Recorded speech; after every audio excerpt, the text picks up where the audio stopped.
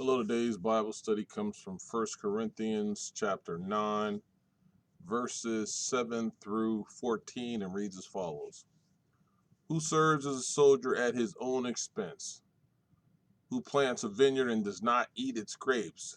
Who tends a flock and does not drink the milk? Do I say this merely on human authority? Doesn't the law say the same thing? For it is written in the law of Moses, do not muzzle an ox while it is treading out the grain. Is it about oxen that God is concerned? Surely he says this for us, doesn't he? Yes, this was written for us because whoever plows and thrashes should be able to do so in the hope of sharing in the harvest. If we have sown spiritual seed among you, is it too much if we reap material harvest from you? If others have this right of support from you, shouldn't we have it all the more? But we did not use the right. On the contrary, we put up with anything rather than hinder the gospel of Christ. Don't you know that those who serve in the temple get their food from the temple, and those who serve at the altar share in what is offered at the altar? In the same way, the Lord has commanded that those who preach the gospel should receive their living from the gospel. Amen. Well, we can see Paul is starting to talk some more about his right as a apostle and why he has a right to be supported as a minister. And that's the main part he's getting to here. And he starts it off and he says, something common knowledge to them. Who serves as a soldier at his own expense? Does a soldier go to war and pay for his guns, his ammo, his food, his clothing, his shelter? No. And Paul starts it off with something they know. So here's one group that doesn't pay for their own expense, but they partake. Who plants a vineyard and does not eat its grapes? Who does all that work? Who does all that cultivating and says, I'm not even going to taste the grapes? I'm not even going to see if they're ripe? Paul is saying, if you plant the crop, why don't you eat the fruit? They're going to eat the fruit. And he's still acknowledging some very common things to them. He says, who tends a flock and does not drink the milk? You done chased them down, you done found them, you done took care of them, you done protected them, and they produce something while you take care of them. Are you not going to take some of it or have some of it? Do I say this merely on human authority? And Paul goes into it right away and he says, I'm not even taking this on my own authority.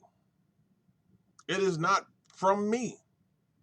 Because he goes on in the next part and he says, doesn't the law say the same thing? Uh-oh. Doesn't the law say the same thing? And he goes right to it. He says, for it is written in the law of Moses, do not muzzle an ox while it is treading out the grain. You don't muzzle the ox because sooner or later the ox is going to eat something from that earth that it muzzles or that it tramples over. It's going to need to eat it. And he says, is it about oxen that God is concerned? And this is a question, but the answer is no. And Paul says it right away. He says, surely he says this for us, doesn't he? And he asks him because maybe you don't know or maybe you don't understand. See, if you were to go back to the book of Deuteronomy, you had to provide for this oxen their needs. And Paul is just saying the same thing. You have to provide for this minister. And who's going to provide for him? The people. And it's the people that he ministers to. And we all know that this isn't for the oxen. The oxen can't read this word, don't know this word. The oxen is a beast. And it's just saying that there was a larger situation going on here. Paul uses these things that are common and common vernacular and understanding for them, but truly he's speaking on a larger scale. And then he says that he who plows should plow in hope, and he who threshes in hope should be partakers of this hope. It would be wrong to not take care of those who are providing and preparing and doing these things. And in this case, they said the food. But if you did that, it would take all the hope away. It would make them feel unappreciated. And then he says, if we have sown these spiritual things, excuse me for yawning, and Paul is just saying,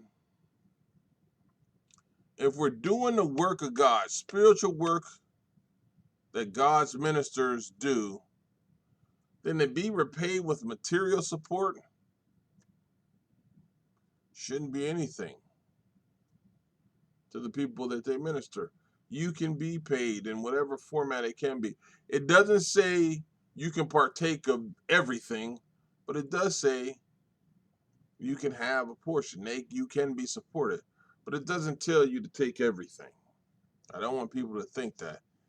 If others are partakers of this right, see, the Corinthians didn't say they wouldn't support somebody, but they had a problem with Paul. And that's what he was saying. They didn't refuse to support others, anyone, but others are partakers of this, right? See, the problem was they didn't want to support Paul because they thought less of Paul. And they said, we don't want to support him. But nevertheless, we have not used the right. Paul is saying, even if you don't want to support me, don't make a difference. We ain't used this right anyway, lest we hinder the gospel.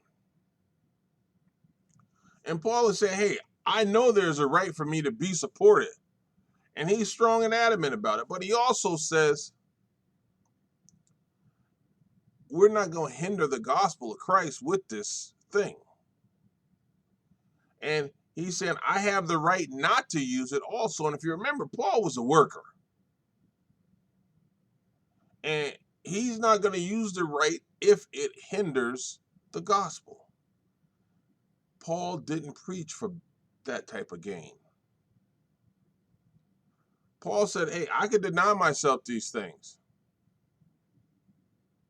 But remember when we were talking about eating that meat now, if you want me to deny this, shouldn't you deny yourself eating that meat that was given to the idols?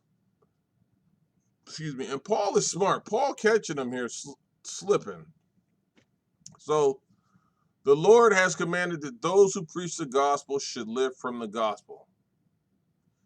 This is just a summation of what Paul is telling these people. The apostles did have the right to be paid in some form or fashion. Okay? But it says, and what it says is, anyone who preaches the gospel does have the right to be supported by those that are under them.